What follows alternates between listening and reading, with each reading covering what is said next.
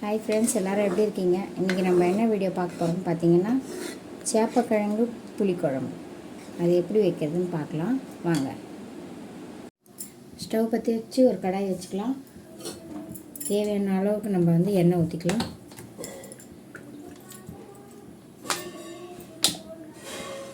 எண்ணெய் காயிட்டோம். எண்ணெய் காஞ்சிச்சு. ஒரு ஸ்பூன் கடுகு, 1/4 ஸ்பூன் சீரகம் போட்டுக்கலாம். இது நல்லா பொரிஞ்சு வரட்டும். நல்லா பொரிஞ்சிச்சு. நான் ஒரு 30 சின்ன வெங்காயம் எடுத்து பொடியாக கட் பண்ணி வச்சுருக்கேன். அது ஒரு 10 கருவேப்பிலை போட்டுக்கலாம்.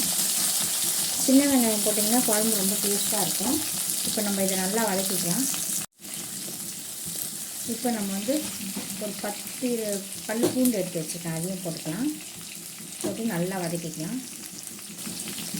வெங்காயம் நல்லா வதங்கிடுச்சு. இப்போ 2 தக்காளி எடுத்து வச்சுருக்கேன், அதையும் போட்டுக்கலாம். நல்லா தக்காளியை வதக்கிக்கலாம். தக்காளி நல்லா வதங்கி வரணும். தக்காளி நல்லா வதங்கிடுச்சு. இப்போ பார்த்திங்கன்னா ஒரு 1/4 கிலோ சேப்பங்கிழங்கு எடுத்து ஒரு 80% வேக வச்சு எடுத்துருக்கேன். ரொம்ப குழைய வேக வைக்கக்கூடாது, இந்த மாதிரி வேக வைக்கணும்.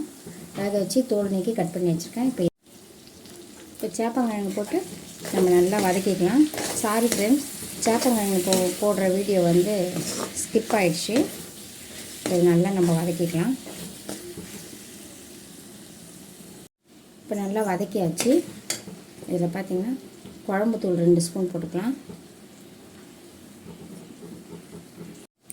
வெறும் மிளகாத்தூள் 1 ஸ்பூன் போட்டுக்கலாம். தேவையான அளவுக்கு உப்பு போட்டுக்கலாம். இப்போ இது நம்ம நல்லா கலரிக்கலாம். நான் சேப்பங்கிழங்கு வேக வைக்கும்போது கொஞ்சோண்டு உப்பு போட்டு வேக வச்சேன், அதனால் இங்கே பார்த்து போட்டுக்கோங்க.